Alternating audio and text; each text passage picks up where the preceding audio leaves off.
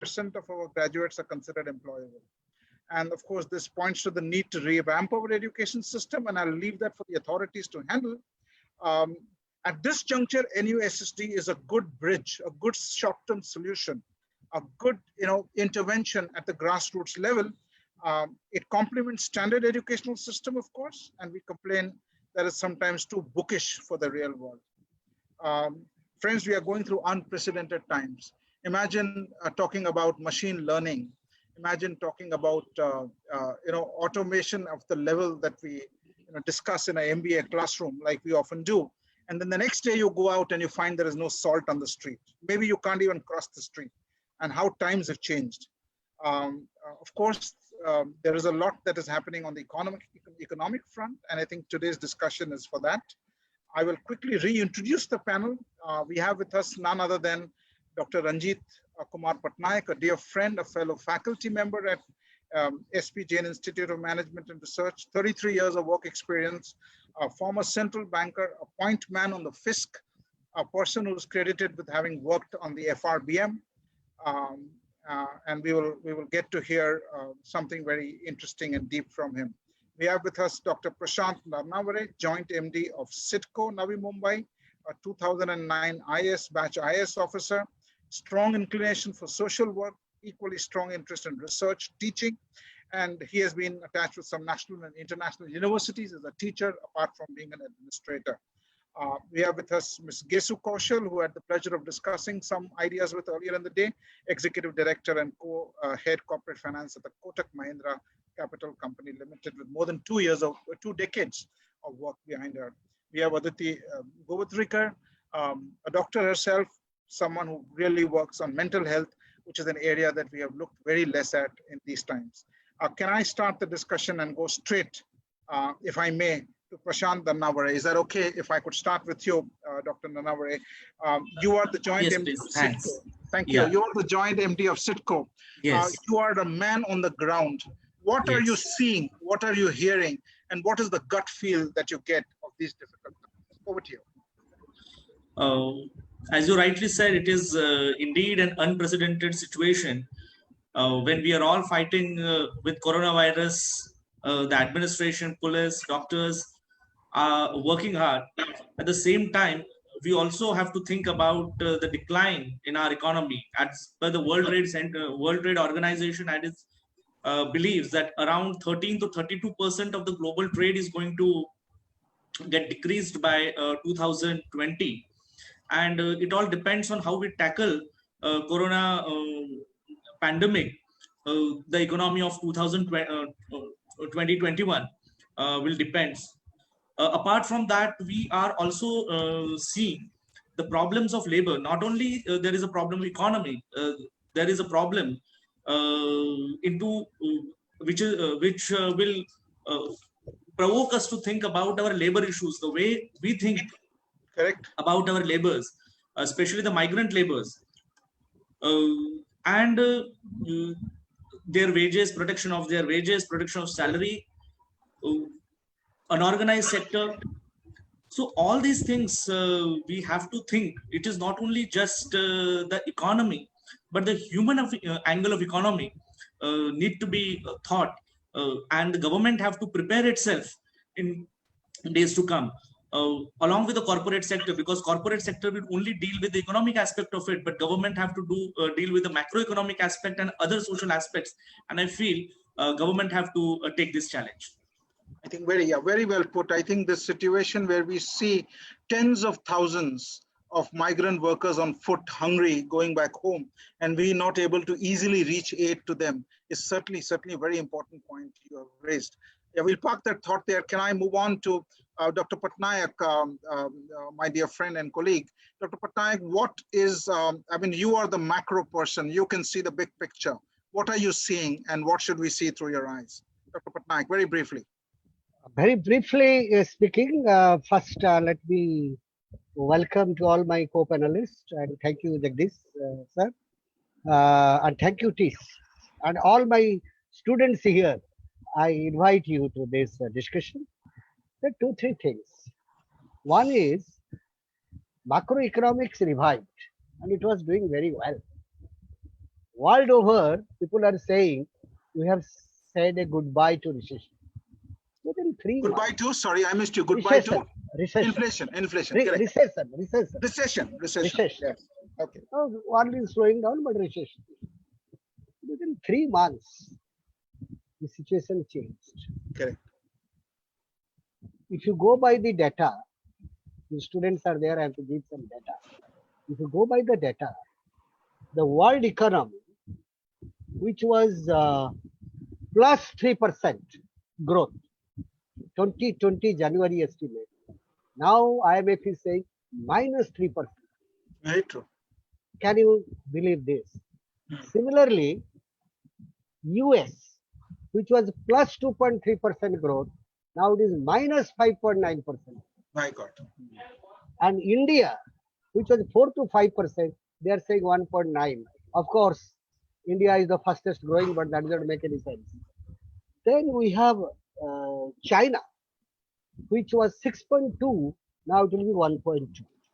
So growth scenario, as my predecessor said, is bad because of 3 things or 4 things we can say. One is production loss, supply chain disruption, Yeah, disruption. trade disruption in supply chain, trade disruption, labor market, as Prashant sir said, labor market disruption. It's a huge thing. Only saving grace is commodity price inflation will be lower. In India, food inflation may be high, but commodity price inflation will be lower because of good harvest and oil price coming down. Oil. I will give you a data. World Bank, the oil price decline in 2020, they have estimated 9.3%. That is the highest in 73 to this. Highest is 9.3%. There is no transport. There is no demand. Correct. So this is one. And unemployment data, I little bit collected for the world as a whole, 3.7% to 10.4. And unfortunately, in India, we don't get farm data on unemployment. I think that is the huge. Another point I want to flag. World Bank is saying 49 million people will join poverty. Will join the poverty line. 26 million in sub-Saharan and 16 million in South Asia, where India is a part. Including India. Including India. And I will just say 30 seconds with your permission, and I will close my initial remark. 3 things have been helpful, whether you like or you don't like. I call them, as a macroeconomist, Holy Trinity. The Holy Trinity are quarantine, lockdown, and social distance. So we have 2 priorities. One is saving life. Another is addressing livelihood. Prashant also said the same thing. So this is my initial remark, and I will take further questions or your questions. Thank you very much. Sure. Thank you, Dr. Patnaik. Very nice, good overview. All gloomy out there. There's not a ray of hope I could see. We'll come back nice to have some frank talk. Can I go to Ms. Kesu Kaushal? Kesu Kaushal ji, can I have some initial remarks? You come from corporate finance. What are your eyes seeing from your perspective? Over to you briefly, and then we'll move on to one more panelist and then open up the discussion. Yeah. Sure. I think from our perspective, what we are seeing is that, yes, there is going to be a significant impact on the Indian economy. But we must kind of realize that, look, India was going through slightly rough weather on consumption, automobiles, etc. Some of that pain is going to further increase. Yes. And, of course, airlines, travel, tourism, real estate, supply chain, all of that, all of us know is going to go through a rough time. True. I think also what is significant of, about this kind of trend currently is compared to previous recessionary cycles that we've had in 2001, 2008, or even 2014, this time this whole crisis is led by health crisis. And that becomes the top priority of all governments. You have to save lives before you kind of focus on the economic implications of all of this. So what the government And we hear this, a lot of the criticism about the lockdown is that more people will die of hunger than they will die of the coronavirus. Correct. But the government cannot be seen not taking care of people's lives and health. So that is the first issue. The second is that this impact is global. And I think what this will throw up is some opportunities on localization, on improving, the domestic manufacturing capabilities. So that we will probably take back some lessons from this. It is very difficult to put a number on what the impact will be because we're still in the middle of the crisis. We do not know how long this will last. So the estimates that are coming from Moody's or IMF, etc., are best judgment based on on an estimate of the situation. But as you read every day, the crisis just seems to be deepening, and probably it will take a few more weeks before we can actually get out of the woods. Very true. Very nicely you said that in this uncertain situation, we can depend on models really only to console ourselves. We don't know how well the model works because we don't know the situation entirely. Absolutely. Very well put. I think this the commissioner in Mumbai, a person called Praveen Pradeshi, IS officer who I know, and I had seen him at work in Killary, Latur, when the earthquake had happened in 1993. And he mentioned, I read an interview with him, and he said, at that time, when an earthquake happens, it's devastating, but I know that a second earthquake won't happen, so I can go and provide relief. Here you don't know what is going to happen tomorrow. So it's a very different and a very challenging situation. And also, I think it didn't give us any time, right? In 2 months, the whole world was infected, so to say. True. Very true. And I was reflecting with a virologist only yesterday. I said, just think about this. This is a virus. It has no legs, no feet, and it can travel around the world faster than we can. Absolutely. It has no brains. It has outfoxed all of humanity. It has no weapons. It has killed so many people. It's amazing. It's just 120 nanometers of RNA code. Absolutely. It's amazing. May I take this time to go to Dr. Aditi Govitrikar? Aditi ji, welcome. Good evening. And thank you for joining. You bring a very diverse and a very special perspective to this debate. What are you seeing? What are you hearing? What are your thoughts at this point in time? Briefly, and then we'll open the debate. Yes, first of all, thank you, TIS, for inviting me. I am an ex-student of TIS. I did my post-graduation in counseling from Tata Institute. Hello to all the panelists and everybody who's attending this seminar. Yes, I am not a pro, so to say, where finances are concerned. So I don't speak in fiscal year and so on and so forth. But from what I have heard the other panelists mentioning, what my angle to this is that one also has to look at mental well-being or mental health of people, because ultimately, like everybody's been saying, that it has caused a global impact. So it's not, you cannot take it personally to say, I am going through this issue. But the fact remains that when you don't have food on your table, you are going to crumble.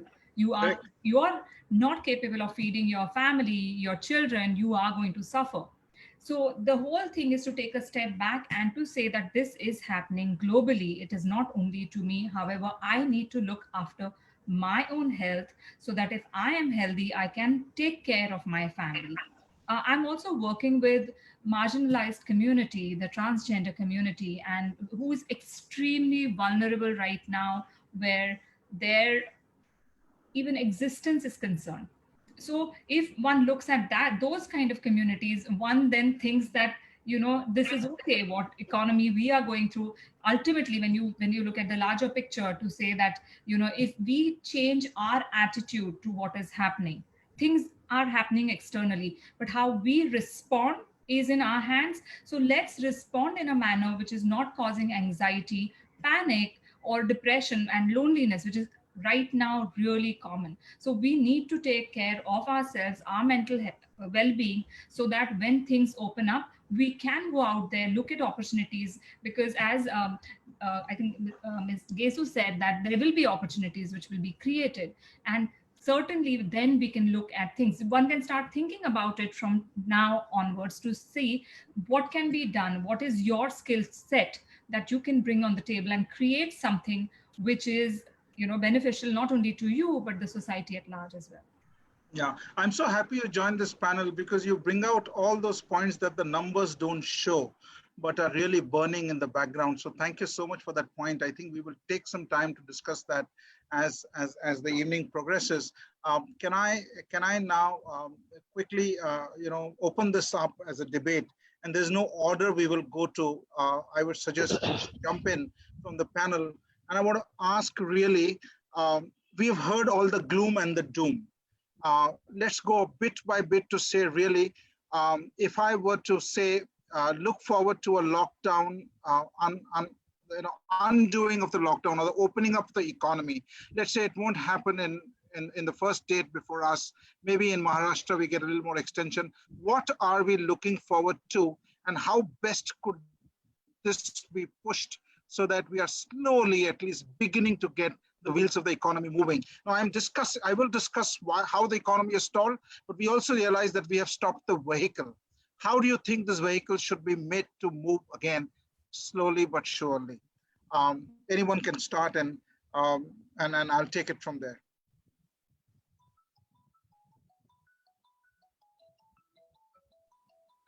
Can I? Yes, please. Go ahead. Okay. Look, there are two issues here.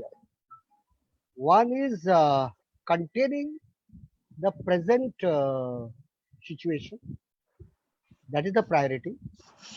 Like, you see, this is not India based. You have to realize this.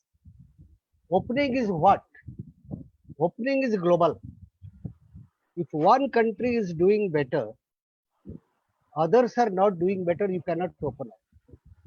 But your transport system is important. Your labor movement is important. So it is globalized. It's not India. Your economy is doing better, so that will open up. That will not work. Because in trade, growth, in price, commodity price, everything is globalized. So the world has to do better. We have to think in a global situation. It is a global issue. And here I will bring to all my students, those who are listening and participating. It is a multilateral solution has to be taken. It is not country solution plus multilateral. So G20 is working on this. IMF is working on this.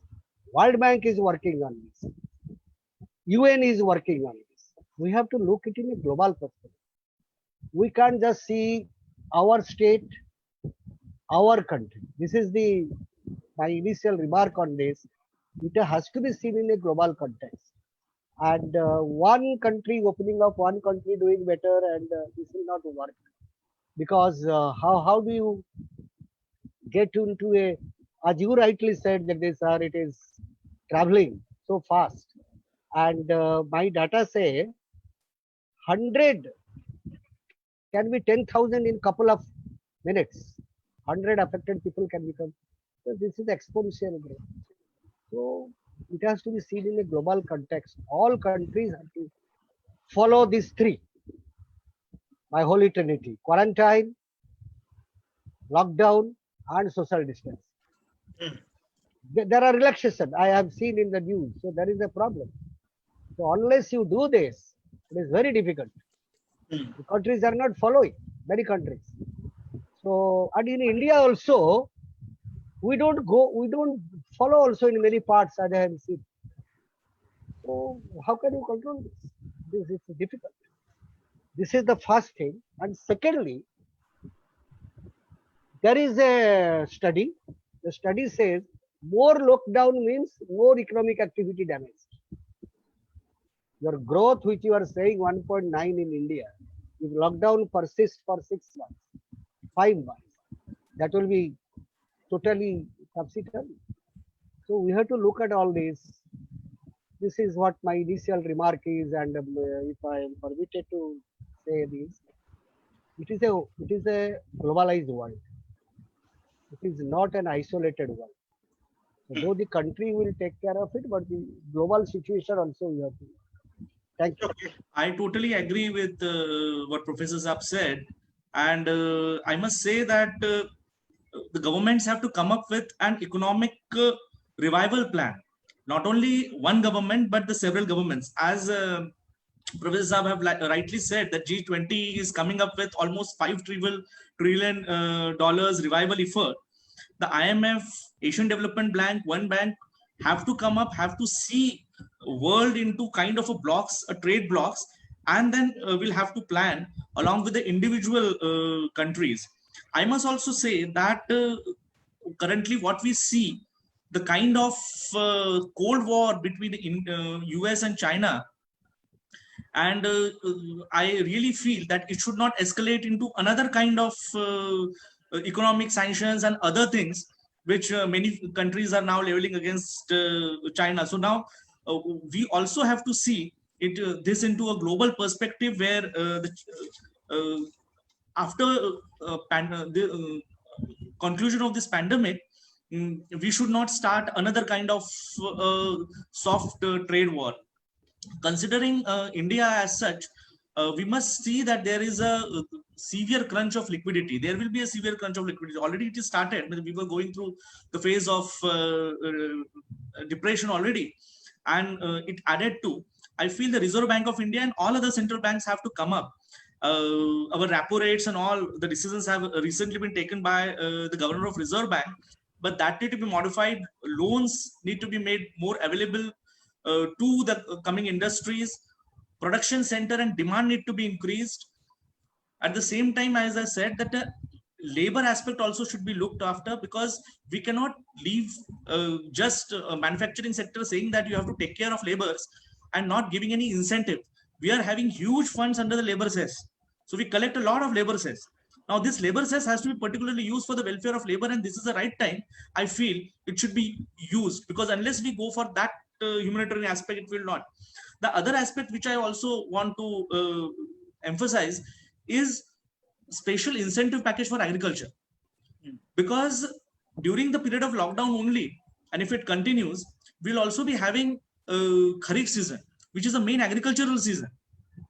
And when the main agricultural season will come, if agricultural inputs are not made available to the agriculturists, not only our agriculture economy, which is almost like 18% of our GDP, but it amounts to almost like 60% of our manpower. It depend on that. So if our agriculture economy is hampered in the main Rabi season, and the supply chain is not properly taken care, we may face even a greater problem of food shortages. And I feel that in that view, we have to plan at least for the next few months, and then we have to think about a little long-term plan. True. But I have a quick counter question here before I let you get away. So with the strictness of the lockdown, how do you really plan? Because you see, for even a Rabi harvest, you need labor. The labor must come from different states into states like Punjab to be able to work. Now, if they're not allowed to move, then there is not enough labor. Then the harvest will not be good enough. There's not enough labor for the next season. How do you fix it with the lockdown in place? So I'm not saying there is an easy solution, but how do you wrap your mind around that? Yeah, it's a very difficult situation. Yeah, indeed, it is a very good question, and I must say that the Indian Epidemic Act provides for such kind of relaxation, where the people can be transferred from one place to the another place with proper medical care. So if the proper medical care and proper medical kits and testing kits are available, especially to agricultural laborers, and the district administration, especially the district collector, who is in charge of district disaster management authority, takes steps along with the superintending agriculture officer, SAO, I feel this one problem could be solved. The other problem is about the essential commodities. So I suppose that agricultural input are already included under the essential commodities, and if we employ the provisions of Essential Commodity Acts, and Agriculture Department in tandem with the Revenue Department works, we can really solve this issue, because every year district collectors under their chairmanship take the meeting for planning the Rabi season, and similarly Honorable Chief Minister takes the meeting before the Rabi season. Along with that, we also have to see that the agricultural credit need to be made available. And the biggest question is how can now, without going to bank, how the credit agriculture credit should will be made available to the poor farmers. So that will be another issue that we have to flag on. But I suppose if we plan properly, even in the phase of lockdown, we can take some steps. Okay, all right. But you're settling down for a longer lockdown, are you? Yes. Yes, it is. Yeah, yeah. Okay. Yeah, go on. Can I just 2 points here? Yes. Mr. Prashant has rightly said. I will just give a model, the Odisha model. You know what Honorable Chief Minister there has done? He has given the collector power to the Sarpanch. I was watching Honorable Prime Minister's Sarpanch interaction with the Sarpanch also. That is, sir, to your question, how do we take into account the labor problem? So the best way is taking the local people into account, do a little bit of relaxation as Prashant sir has said. So there will be social distancing, but harvesting, mowing can be done. I was seeing in the television also. They have done a social distancing and harvesting they are doing. Today is Akshay Tritiya and mowing season starts in many parts of Kharif places also. So it has already started. So it is done. But your question is very valid on the labor market issue. And the credit issue is a question. Credit to health sector, credit to small farm. Hello. Yes, go on, sir. So these are the two issues one has to look at. Thank you. Yeah. Can I turn quickly to Gesu Kaushalji? How are you reflecting on some of those comments? And if I may say, the tyranny of the lockdown versus the imperative of getting workers to stations? So I think the lockdown is important, and the stricter the lockdown, hopefully the faster we get out of this problem. So the success of the lockdown is also equally important. Those who are not speaking may kindly mute. Yes, quickly, let me just intervene for a moment to say, I think Dr. K. Kanaga Sabapathy has joined us. Welcome, sir. I'll come to you in a minute. Yes, go on. So, thank you. The other thing I was saying was that, look, of course, we understand that for things to go back to normal and absolute normal, like they were in October and November, the whole world economy has to open. But I think for the time being, we will have to, for the next two, 3 quarters, maybe we will have to, open up in small clusters and expand slowly from there as things get safer across the country. And like I was making a point earlier, this is also a great opportunity for localization. Of course, we talked about the farming and the agriculture sector, but equally important is the manufacturing and services sector, which actually employs a whole lot of people, who are coming to cities to work or in smaller cities. So the success of the lockdown and the stricter the lockdown, the faster we get out of it collectively.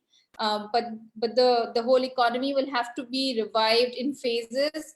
Maybe 200, 300 districts go to work, and then slowly it expands from there. 25% of the staff goes back to work, the rest work from home. Of course, children, colleges, students, they probably open up last, and I think that's fine because there are technology driven ways to learning. So I think thankfully we've kind of developed that quite well. So yeah, I think those would be the points. We will have to open up and have lower expectations, move slowly to a more normalized state. Correct. Thank you. Can I quickly get in Kanaga Sabapathy ji and a very, very quick introduction of his career has spanned over 50 years for those who know him. He's in the areas of teaching, training, policy, research. He retired from the RBI in 2006. as advisor in charge of the Monetary Policy Department after serving the institution for nearly 3 decades. From 77 in various capacities. He has held the position of senior advisor to the executive director in the IMF Washington, as a consultant in the RBI and as secretary to the Rakesh Mohan Committee on Financial Sector Assessment.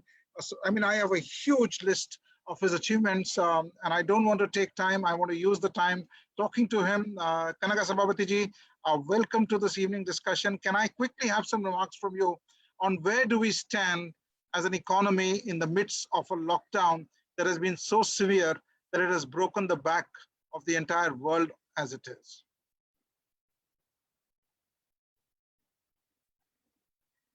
Kanagaji, can you hear me?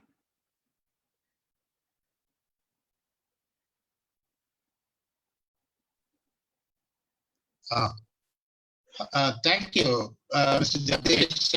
Yes, sir. It's nice to join Thank you. I am your panel. Yeah.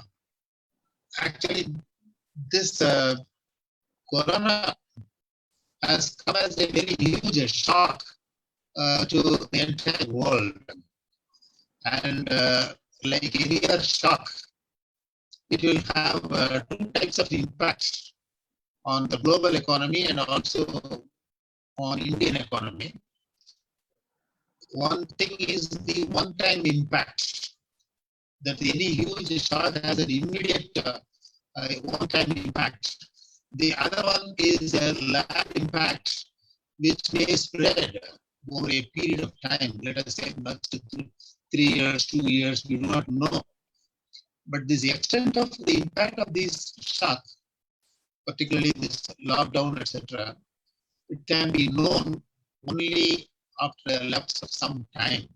We are still in the midst of the experiencing through this great shock. Sir, can you take your mic closer to your face, because there's some crackling of the sound. Just hold the mic closer to your face. Yeah. A little bit. That's it, fine. Yeah. Right. Yeah. Better. Are you able to hear me now? Yeah. Much better. Much better. Yeah. So globally, I think the impact is widespread, unlike the earlier panics, because this spread is very high to more than 150 countries in the world. And also, the intensity of shock also is severe. Compared to many other countries, particularly like China, US, Italy, and other European countries, the impact on India seems to be so far a bit benign. I am not sure why. We have to wait and see. It may be due to several factors which we will come to know as we do further research on this. I am basing this observation on the low death rate, somewhat a high recovery rate, and also somewhat lower incidence. Another thing, as far as the economic impact is concerned, it is the impact on life of people. So, particularly, it is the impact is very strong on the older generation, 60 years and above. Economically speaking, it is a positive point because it is generally considered as unproductive group in any economy. In Italy, I heard that they deliberately avoided treating these people beyond a certain age group, and they concentrated more on the younger generation. This is a perverse thing, but one positive side is the productive age group of below 60 years or 20 to 60 years is not going to be very severely affected because of this coronavirus. That is a positive thing. Then as far as other types of impact, particularly on India, I would like to say, we are very strong in certain respects, like Our pharmaceutical industry is very strong. You know, we are having very good production of pharmaceuticals, and we are able to even export. Our industrial base is strong. We are able to produce masks and even PP protection equipments at a short notice by diverting from other products actually. So the product diversification becomes possible for many large industries. This is the positive side. And maybe, you know, sector-wise, if you want to see, I think the impact may be more on the SME sector and also the unorganized sector, self-employed people, small entrepreneurs, and also the informal groups for some time. Even when the economy opens up after this lockdown period, for them to come back to normalcy, it may take some time. But the immediate shock is very severe. We have not yet fathomed, you know, the full impact of this immediate shock. Then we will know something more as we go along. What will be the lagged impact of these shocks over a time? Sir, Yeah. so can we, so I want to quickly, that's the good points, good overview. Can I quickly go to Aditi, because I know she had to leave a little early. She has an Instagram show of her own at, I think, 6 o'clock. So Aditi, can I get you in? Spare me a few minutes. I'm delaying you a little, but I'm really, really interested in the area that you were speaking on, because I think while the big economists talk of the big picture, at the end of the day, we sometimes lose sight of the individual unit of the economy, the person who is the most important and the center of it all. And I have been hearing many reports of what people are going through individually locked into their homes. Have you heard something? Are there 1, 2, 3 tips or points that you would like to make to our students who are listening in on how they should be really able to take care of themselves at a very personal level in the midst of what is really a huge crisis? I think those are very, very significant points that you made, and I want to dip into, you know, your wealth on that. Sure. So what my outlook is that, as I said earlier, if you need to start taking care of yourself, everything else will fall in place automatically. So sure, there is an impact which everybody is aware of, and it is going to pan out even worse once it opens up, because unless and until we don't find the vaccine, this virus is not going to disappear. So at some point or the other, we have to open up, because obviously, I mean, one can't be sitting at home for a very, very long time.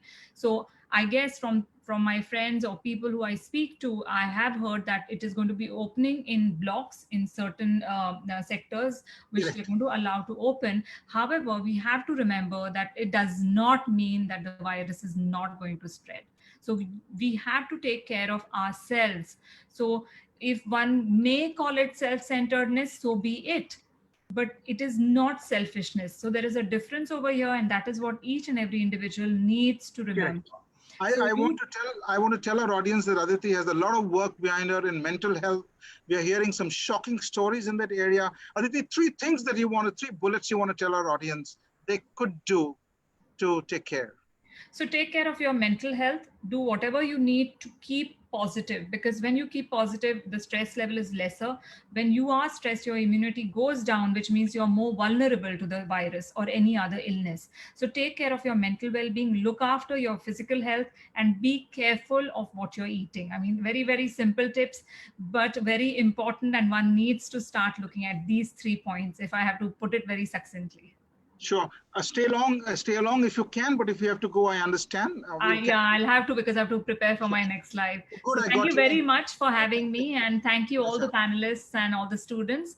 Pleasure. Take care. Our Bye. discussion continues. Aditi is leaving us. That's fine. Have a nice Instagram show. Can I come to you, Geshu Kaushalji? Now, Kanagaji made a point. The impact really is on SMEs is of a very high order, and he seems to think that otherwise, by and large, it appears to be benign. Some comments, Geshu Kaushalji.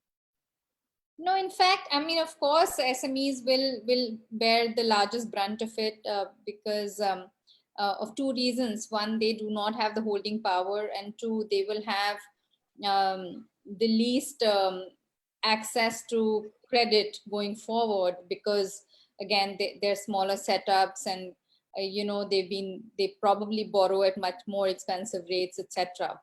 But having said that, there is going to be a whole large scale impact on airlines, travel, tourism, restaurants, real estate, auto comms, and BFCs. I don't think we can even begin to imagine how much impact some of these sectors would have. And we're already seeing signs of it. For example, malls have been shut now for 1.5 months. If they have to pay rental, they probably don't have to pay rentals currently, but the businesses, and please understand that there are also these listed companies where shareholders have invested. So when for a month and a half, 2 months or 3 months, these businesses do not make any money, it straight away impacts wealth of a lot of people who put money there. It impacts the sentiment, and the perforce reaction of most of these places would be to downsize on manpower, to move to contract labor instead of taking permanent employment, which has a cascading effect on consumption. People will have less access to money. They may not have salaries, and for weeks or months. So it's like a vicious cycle. And of course, I completely understand that it's the poorer, marginalized segments of the society, as well as the SMEs in the agricultural sector, that needs the most attention, because they're most vulnerable. But slowly and surely, as we peel the onion, we kind of see that almost everybody is getting cinched with this pandemic. Correct. Yes, Dr. Patnaik. Yes, sir. Dr. Patnaik, I also want to quickly bring in this idea of where are we headed? Let's say I open the lockdown tomorrow. Let's say hypothetically. How long do you think before we get to normal? And there is some indication from the IMF, it'll be V-shaped and we'll go 7% next year. And some people think that's... Yes. Before I come to your V-shape, W-shape, U-shape, and L-shape thing, I have a comment on the small business, because the subject matter of this discussion is business. Correct. You see, it is not unique to India. Small business suffering is not unique to India. It's a global phenomenon, particularly the South Asia phenomenon. And small business faces severe cash flow. Few financing alternatives. So what is to be done? I have a comment. Sabhapati sir will bail me out on this. He said banks are not doing this. This is my view, personal view. You see, small business have few alternatives. You see, if you see the NBFCs being financed through the monetary policy liquidity arrangement by the RBI, that didn't work, in my personal opinion. Correct.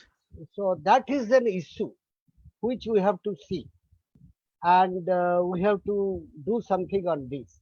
And secondly, on the aspect of V-shaped, one has to look at, IMF has not said V-shaped. RBI governor in his statement, looking at the data, said V-shaped, because 1.9 to 7.4, so he said it is V-shaped. But IMF has cautioned, it depends on the lockdown, and as we have been debating, what is the initial impact and how the things will follow. I think I'm listening to some economist, I'm forgetting, he has saying W. It could be a W shape also. And I'm not very sure what shape it will take. But as my predecessor was saying, look, we have enough experience, and Sabhapati Sahab also said, and we have better institutions, particularly if I talk about India. We have better institutions, we have better institutional arrangement, as I was saying, the Panchayat. Panchayat is the best institution to handle this locally. No district collector, other things can happen. The Sarpanch is the better person. The credit flow can go. We have Dhanjan arrangement for the transmission of money. We have better institutional arrangement, and we have been. And first, the another thing is we have large immunity built up in ourselves. So that is another Indian way of handling things. And Sapati Sahib said 60 above. I'm also 60 above. The point here is we have a family system very strong. So we were not left to the disaster as the foreign countries they put their old people. We have a good family system. We have a good joint family system. So we have a better institutional arrangement. And on the VSEB, I must caution you and point out there are many who are today without wages or hungry. Yes, there is a family system, but still we cannot reach relief to a vast look, number of- I will tell you the field experience. Field experience is this. Many mothers in rural areas, they don't want that child should be in Mumbai or Surat or any places for earning livelihood. Whatever they are in the house, you come back. They want their, but how long they will be doing this? Now they're emotional. After some time, they want food. They have to come back and work. So large amount of thing, as Honorable Prime Minister is saying, on us, those who can afford, to accommodate them. Always you cannot depend on the government to do that. You know, that is a major problem with us in a democracy. Everything that government should do, Correct. public sector should do. That is, we should do. And what the private corporates are doing, I'm little worried about that. They have to also come forward. As I said, banks, the private corporate has to come forward at this point of time. So we have to look at this issue. Sir, to Thank you. begin with, their biggest service will be that they do not lay off employees, I think, private Yes, sector. yes. Yeah, but Correct. it'll depend on how long this lockdown continues. No, but madam, that is a very good point. I share this view. But the small business, how long they can do this? That's true. No, Because there is a cash flow issue. The medium and large business can do, but small business cannot support. Absolutely. Absolutely. Correct. Let me open up for some questions. We have Swarupa Gajali. Swarupa, do you want to come in with your question very quickly? I have unmuted you. Are you with us? Okay, can I go to, we have Sushmita. Yes, who's that? Go ahead. Sushmita, do you have a question? I see your hand up. Jaiswal, do you have a question? Jaiswal Manisha, do you have a question?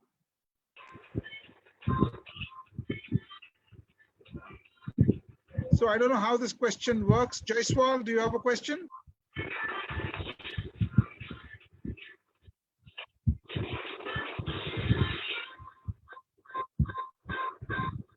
If you have a question, please go ahead.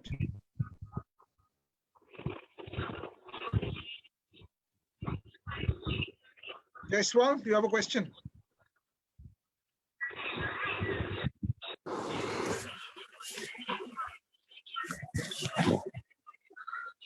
I think what is a good way is to type your questions in the chat. Okay, here's a question from Yogesh to everyone. How important will be the role of the RBI after the lockdown is lifted? And in what way? Yogesh Katare is asking everyone. Can I hand this to Kanagaji?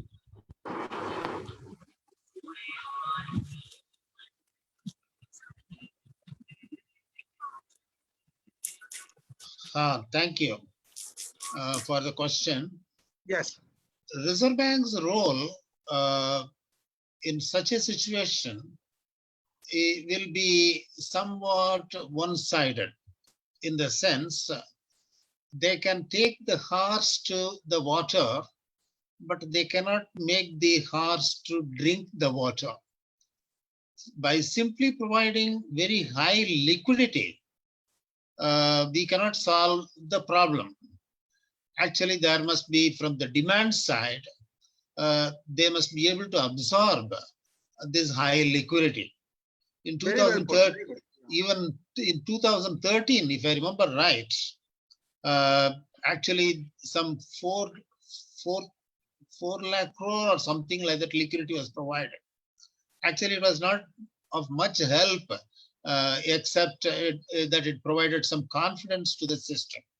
So RBI can give confidence to the system by assuring liquidity, assuring business continuity, Correct. particularly in the financial sector, and assuring that inflation will be under control, and assuring that credit, when needed, timely, it will be provided. So, but our economy, according to me, is very resilient because of our institutional base and also our people's readiness to respond quickly to emerging situations. And as a result, the RBI's gesture will be taken in right spirit, and the economy will be able to bounce back, even though with some checks and breaks because of this initial shock lasting for some time. Okay. So RBI has a very important role, but its impact depends upon the other side, that is the supply side response. Correct. Can I ask Dr. Nanavare to comment on a slightly different question, if I may? There is a lot of young audiences listening, and today a large number of them have tuned in. I'm very impressed with the numbers. And they're all saying, what does this mean for employment for them as they graduate out? Of course, we're talking of preserving jobs that are already there. What about this new batch that is going to pass out after learning all the skills that we are teaching them? Will there be jobs for them? And what is the scenario there? What do you see? Yes, this job market is going to get tremendously changed as we see. I will divide the question, my answers into two portions. The first is the existing situation. In existing situation, we know that we were already going through unprecedented unemployment. In last 70 years, we have seen that 2019 and 20 were the year where we saw that there is a largest amount of unemployment. Correct. Already bad, yes. Already it was bad, and especially in unorganized sectors, SMEs, they got totally crumbled in the pandemic. So the job situation is really going to be a very difficult one. What we need is multi-skilling. So those people who will have a multi-skill attitude, as one of the experts says, that we have to learn, de-learn and relearn. If such kind of things are there, I feel in the current coming economy, people are going to survive. The other aspect which I want to emphasize is that the government also have to come up with certain kind of restructuring package. And in that restructuring package, we should also see some kind of opportunity. So not everything is gloomy. The opportunity is, as we see, that the world is going against China. China is the biggest production house for the world. And now many of the companies, after this pandemic, are searching new destination for their production centers other than China. Can India grab this? And if we, through our policy measures, are able to attract good investments after pandemic, when many of the multinational companies want to consider India as the production center, and if the government handles it well, and I hope that government is well aware about it, especially the union government is well aware about it, I suppose that our job market is going to be much better in days to come. Maybe may not be just in 1 year, but coming 5 to 10 years, we do have this opportunity to become a rival to China, especially in the production center, production aspect. Also in the services, artificial intelligence is going to change the entire world. As we know that Reliance and the Facebook, through which we are now communicating, have joined hands. Now the retail market and other aspects where we used to go buy and things like that are going to change. So those people who will learn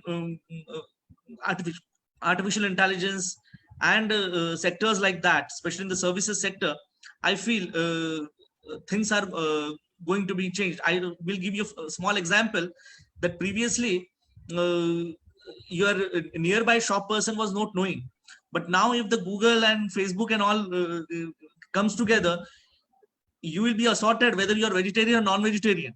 Correct. He can SMS you through WhatsApp, because now WhatsApp is also we know earned by the Facebook. So you, from your WhatsApp, you can get the messages, and you can also do the e-banking, because that is what they have now applied to RBI also, that through WhatsApp also only you can order and get the e-banking. And the other sectors of retailers would come in. So those retailers who are going to change with this changing situation and employ a better persons, I feel they are going to survive, and those who going to remain like that, they may have a problem. So I feel that a lot many things are going to get changed in this job market. Very true. So does that also mean a fundamental rewiring of the economy from services to, little more weightage on manufacturing? I don't know. It's out there. Patnaik ji has a hand up. I'd love to have your comment, and then Geshe Kaushal ji. And the organizers may tell me about time, because it's very interesting. I can go on, but I'll pause wherever you want me to. Patnaik ji, sir. Employment is an issue, and there are two issues in employment. One is involuntary unemployment or cyclical unemployment. If this business cycle downturn is corrected, and another is structural unemployment. What Mr. Prasad sir was saying, the structure of the economy is going to change. Correct. That is, we have to understand. All youngsters have to understand it. The structure of economy is going to be Very important. very, very important. This is what we in textbook they call it disequilibrium unemployment. They might have taught by that. This is called disequilibrium structural unemployment. So do you want to take half a minute to explain this term to our students, sir? Yeah, no, this is very simple. The structure of the economy, as he said, he has explained it very beautifully. The concept is the structure of the economy is going to change. E-commerce, for example, skill development, AI, artificial intelligence. But that was already there, no, sir? That is there, but everybody is not equipped with this. Skill development, everybody is not equipped with this. Correct. So you see, we have only equipped in net banking. We have included very small type of things. We are not handling things in a globalized setup. It is very difficult. It is very easy and effective. Skill development is another issue. You see, agriculture, we are saying a large amount of technological development will take place in agriculture. Agriculture is not like that. Correct. So skill development is extremely important. Like I will say the Korean example, I will say in +2, they are trained plumbing, electricity. How many of our students, they know plumbing, they know carpentry, they know this, many of the things, electricity thing. So we have to skill them for better employment. That happens in advanced economies. So then structural employment issue, one has to be very careful. But sir, may I ask you, skills required for machine learning and AI are fundamentally different from skills required for tooling that you will need in a manufacturing setup if the Mac were to come in here for assembling an iPad, let us say. Yes, true. Very true. Very true. He gave the beautiful example of China, for example. It is very difficult to isolate China. It is theoretical. China is everywhere in all sectors, beginning from agriculture, industry, and services. And he beautifully summarized that government has to be prepared. China will come in terms of FDI. Sorry, the Chinese companies, they will dislocate from China, and India can take this opportunity. It is a huge task on us, not only central government. The state government has also to be prepared for in that industrial policy. It's a huge task. So we have to remodel our knowledge, our skill, and we have to, you see, youngsters, I'm particularly saying you have to remodel our skills, our determination, our attitude to work for a FDI company. It is totally different. The culture is different. The work pressure is different. So we have to be a little careful in this. Thank you. Yes, Keshu Kaushalji, some comment on, is there a fundamental restructuring of the growth drivers of the economy that you might be looking forward to? Do you think so? Do you agree with that? No, absolutely. I think, like I've been saying earlier, this pandemic is devastating at one level, but it is up to us, all of us collectively, to take out something from it and improve structurally. I think our healthcare systems need a lot of structural change. They should be and would probably be more, more database, more beds, more hospital care, more healthcare workers. So healthcare is one sector. I think education and electronic, methods and means to educate more and more people, and like we're doing right now, it's a small little step towards that. I think education will change supply chains. Efficiency in supply chains will hopefully improve a lot, and this is a great opportunity for entrepreneurs and private equity money to come in. Technology, like sir just said, of course, artificial intelligence is one aspect, but technology across the way we work.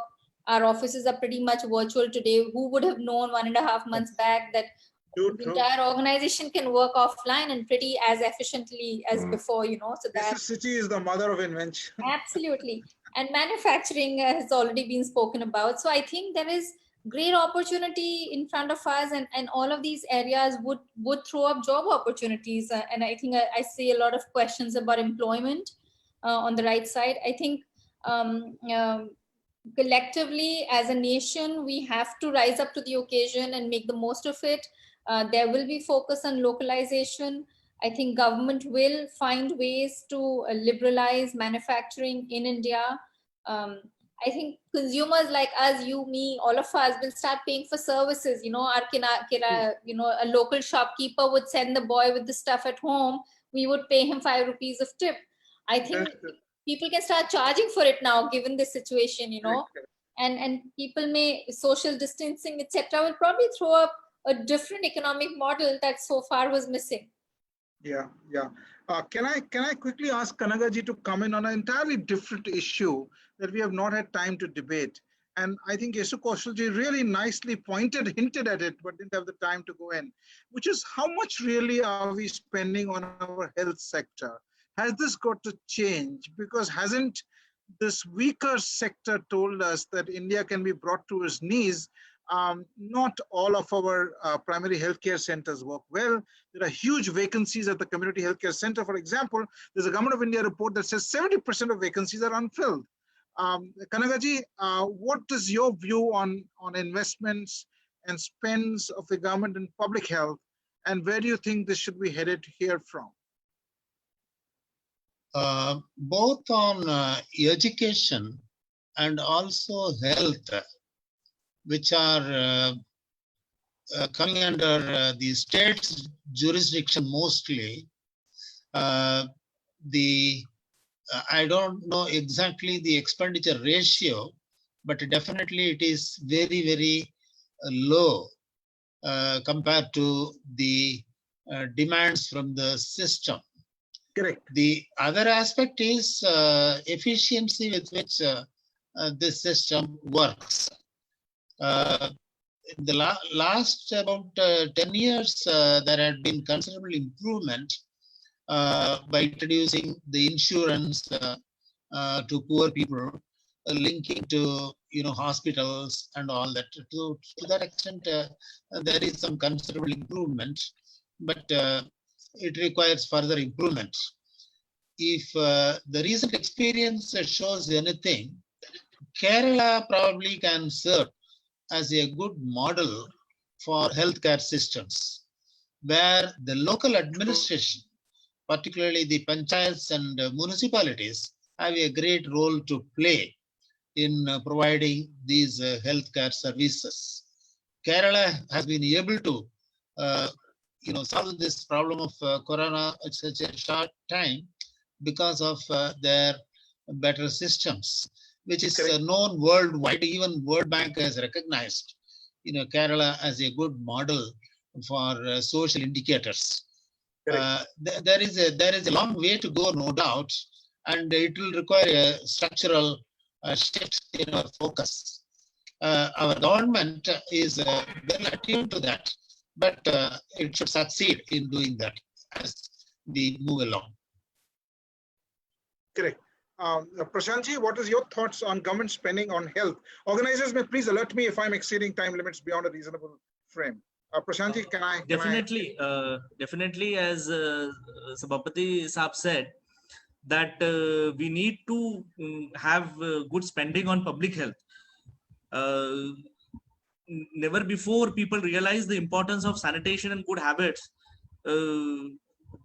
Before I feel 1.5 months ago, and I feel this is a very good time to understand that if we do not make our public health system strong, we cannot even make our economy strong.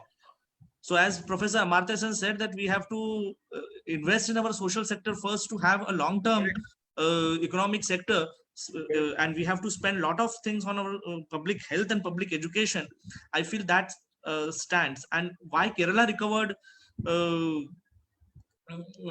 in a very short span, because when this COVID started, Kerala was a state ahead of Maharashtra in number of patients. But now Kerala is much below Maharashtra. It is because of the strong healthcare system which the Kerala have built across the year. So if we spend on government healthcare, I do not say that we do have a mixed healthcare system and we do have private sector, but affordability of private sector is limited to certain sections. Correct. So therefore, we should be investing. It's not playing a very big part in controlling the pandemic. It's a public health sector that is really. Yes. And therefore, we have to spend on public health system. We have to also spend on our medical colleges, because number of graduates which are coming out of medical colleges are much less than what is required, especially the ancillary health services. Number of nursing colleges, number of colleges which impart A&M and other healthcare workers. So if we go in that kind of span, I suppose that in days to come, any kind of situation like this, we would be able to combat.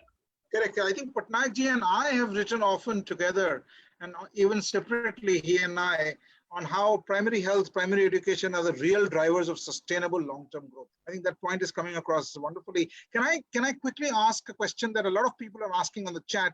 Would you experts be able to help us understand, the students particularly, which sectors will recover first, which sectors will recover second, which sectors will come last in recovering? Can we try and unpack a sectoral kind of recovery? Because if recovery is happening, we should know where is it happening? Where will demand come from? Where will supply be restored? And which ones will be the first ones to get off the block? Can you help me understand this? Gesuji, would you like to take a go? Yes, please. Thank you. I think of course, technology goes without saying. It's going to probably not get adversely impacted too much. I think what will also come back quickly is consumption in the low value FMCG and low value consumer staples, especially from rural and semi-urban areas. And I think after that from urban areas. So mall shopping, restaurant business, all of that is going to be impacted for a long time, because how do you do social distancing in those places? Good. But going back to buying your low value staples, low value FMCGs, I think that probably is going to come back quickly. And I think a little bit of the disruption is also because of supply chain there. But yeah, I think those two would be where the fastest recovery will come. Yes. And I think even banking to some extent, because there will have to be credit, offtake very soon, and government is going to find ways to encourage that. So I think even banking sector is going to hopefully Yes. revive sooner. Yes. Not so much NBFC. Yes, of course. Patnaik, would you like some offer some comment on which sectors you think will be first off the block, and then how will the recovery? Can you model the recovery for me? Can you look ahead? This is a difficult question. It's a very difficult question. You are the only one who can answer it. We have to So come it's to a very difficult question, which will come first and which will come. But I agree with Kaushal Madam. I will say which will not open up. That is what. So congregation where is large will not open up. Entertainment industry will not open up. Which one? Entertainment industry, Entertainment. that will not open up. Hotels will not open up. Travel will not open up for sure. That will take time, because as I said in my initial thing, my holy trinity, quarantine, social distancing and lockdown. So I will go by that model. So these are not going to open up. Education institutions have opened up through technology. And Our institute is running, sir. yes, one thing I will bring it here.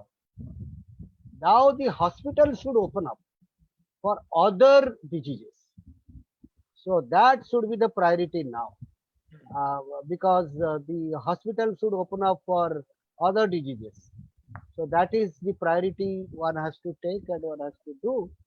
And then, of course, essential services have to open up from 2 days a week or 3 days a week to 7 days a week. Okay. Medicines are available. So this way they will go. But the priority should be to open up agricultural sector and labor market in agricultural sector. So that is the priority. Industry, small industry should open up little bit. That way they will go. It is a policy decision by the government of India and state government, depending on the. But my worry is transport. Hmm. My worry is transport. They have to now open up the transport system, cargo, and they have to open up the transport of goods. That is extremely important. After some time, there will be shortages. So commodity price may go up to shortages. Correct. This Correct. is the We are running out of time. I will take a last question very quickly to Kanagaji, if the organizers allow me. I'm going to close in 5 minutes. Kanagaji, with your expertise, 50 years of understanding how the economy of the world works, of the nation works, and in fact, framing monetary policy, what are the 3 things we should be cautious about, worried about as government, as administrators, as leaders, and as citizens? Are there some cautionary points you want to set out, Kanagaji, for us? And with that, I will go to a few others and then close very quickly.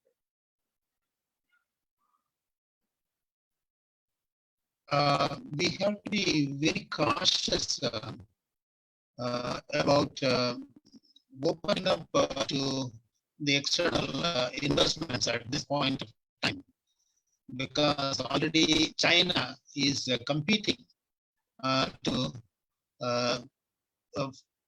send their investments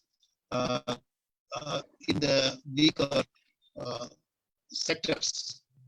Of course, we have insulated to some extent from that point of view. And also, we have to insulate from fuller capital account convertibility, which we are talking about, which we are moving faster in some years ago. We have to be very cautious in this respect also. And we can be positive about the encouraging trade, export sector, wherever we are very strong, particularly when China is not able to fulfill the global needs. We can chip in the labor-intensive sector of exports. So there also we have to focus on that. And One point we have already mentioned, that is the health sector. We have to refocus on our health systems and also investment in the public health. That is another area. Then we have to ensure that the financial system, which is the lubricant of the economy, functions smoothly. There we tightened our screws very considerably in the past several years, leading to a huge NPA buildup and also some of the institutions failing almost nearly failing totally. But RBI and the government, they are very careful in not allowing institutional failure. We cannot afford at this stage for to bear with any kind of institutional failure, whatever may be the weakness. We have to put the scaffolding as a support to the system till the economy bounces back to normalcy. Got it, sir. Got it, sir. Prashantji, cautious, any note of caution you can quickly offer us? I feel that we should be cautious enough for the steps we are taking, especially to control this pandemic, and more successfully, I suppose, if we control, we will bounce back in a better fashion.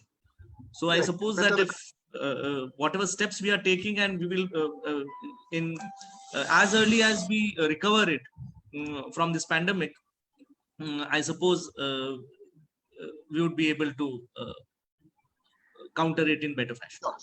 Patnaikji, the last word to you, and then we wind up. As usual, you have the last word. So I have, I will bring 4 L's here. L. 4 L's. 4 L's. Just an economist to. 4 L's. One is lives. Second is livelihood. Third is lifestyle. And as my Guru, Mr. Savapati said, liquidity. So lives and livelihood will be by government and private sector. Okay. Lifestyle is with us. As Aditi was saying, your lifestyle, how do you maintain? How do you well-being? Going to the club. Yes, whatever you want to do. Then liquidity is banks, financial sector, and RBI. If these 4 L's are handled, I think we should handle pandemic in a integrated manner. We are doing, but all these stakeholders should be together and handle these 4 L's. This is my submission to all my youngsters, those who are listening. I wish them all the best. This is a tough time for them. And thank you very much. What a quotable quote. Geshu Kaushalji, your hand is up. I want to hear from you. You know, I can just have the last word. Ladies must have the last. No. I see a lot of questions on the side about There's this. a lot of them. I unfortunately can't take so many, but please go ahead. Please go ahead. I said there are a lot of questions on the side about the stock market. So I thought maybe I just make one point. Stock market is a sentiment-driven market. It is based on expectations. Once the expectations get moderated, they'll get reset. If you notice already, we were down about 30%. From the peak, we're back to only about 25% negative, which is actually not too bad. Secondly, fear and greed are the only 2 things that drive the stock market. In this whole wide world, fear and greed, yes. In this whole wide world, the America, Europe, China, they're all looking, there's more gloom and doom in those markets. And therefore, I think India is in not such a bad place as far as the stock market is concerned. So I think that was a positive note I want to end with. Sure. Dr. Patnaik, Dr. Prashant Naranaware, Yesu Kaushal, Aditi Govitrikar, who is not with us, Kanaga Sabapatiji. What an esteemed panel. How can I thank you? I can't thank you enough. We bring this discussion to a pause and I end at this stage. Can I hand you back to the TIS, the wonderful team at the back end? Will someone take over from here? A big thank you to all of you. I'm really, really grateful. Thank you. I think Thank it's you. been a Thank very you nice very much. discussion. Thank you, Thank you so much. Professor. Thank you. A very good evening to everyone. It was indeed a very insightful panel discussion, and I'm sure all of us have something to take back this evening. I would like to extend a heartfelt gratitude to all the panelists and the moderator for taking time out from their busy schedule and sharing their thoughts with us on this pressing issue facing India today. I, on behalf of the NUSSD team, would like to thank Dr. Ranjit Patnaik, Dr. Prashana Navare, Ms. Yesu Kaushal, Mr. K. Kupaswamy, Dr. Aditi Govitrikar. A special thanks to you, Mr. Jagdish Ratnani. Thank you. Asking very relevant and pointed questions to our panel members. Thank you. The panel discussion has actually given us all the answers to the questions we as common citizens have been thinking, being locked down in houses for almost 40 days now to fight this global pandemic. Sure. And I would like to thank all the principals from various colleges, faculty members, trainers, the TISS NUSSD team. Special thanks to Chitra Sawant from the alumni office, and my dear students for taking out time and being a part of this panel discussion. Thank you all and wish you all a very pleasant evening. Stay home, stay safe. Thank you. Thank you. I also want to say a big thank you to Chitra who organized all this, Thanks all a the lot. students and the senior faculty members who are here. Thank you so much. To the entire NUSSD team at TIS. Thank you. Thank you. Chitra, thank you.